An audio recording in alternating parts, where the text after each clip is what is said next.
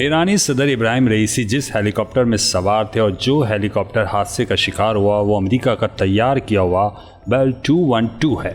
Bell helicopter, जिसे अब bell Textron के नाम से भी शिनाख्त किया जाता है, 1960 की दहाई के एंड में बेल 212 हेलीकॉप्टर तैयार किया गया था। दरअसल ये UH-1 एरोकॉस हेलीकॉप्टर का अपग्रेड वर्जन था जो खास तौर पर कनेडियन फौज के लिए बनाया गया था। इस हेलीकॉप्टर की खास बात यह है कि इसमें एक के बजाय 2 टर्बोशाफ्ट इंजन हैं, जिनकी मदद से ज्यादा अफराद इस हेलीकॉप्टर की सवारी कर सकते हैं। हेलीकॉप्टर में पायलट समेत 15 अफराद सफर कर सकते हैं। इतवार को तबाह होने वाला ईरानी मॉडल सरकारी मुसाफिरों को एक मकाम से दूसरे तक ले जाने के लिए तरतीब दिया गया था। मुख्तलिफ यूरोपीय ममालिक की जानिब से पाबंदियों की वजह से ईरान को तैयारे के पुर्जों या नए तैयारे के हसूल में कई दुश्वारियों का सामना करना पड़ा था। बेल 212 हेलीकॉप्टर को आग बुझाने के अलावा मुख्तलिफ किस्म के सामान की नकलो हमल के लिए भी इस्तेमाल किया जा सकता है, जबकि फौजी या सिक्योरिटी मकासद के लिए हथियार भी ले जाने की अहलियत रखता है। ये बेल 212 का सबसे ज्यादा खौफनाक हादसा सितंबर 2023 में हुआ था, जब फ्लाइट सेफ्टी फाउंडेशन तैयारा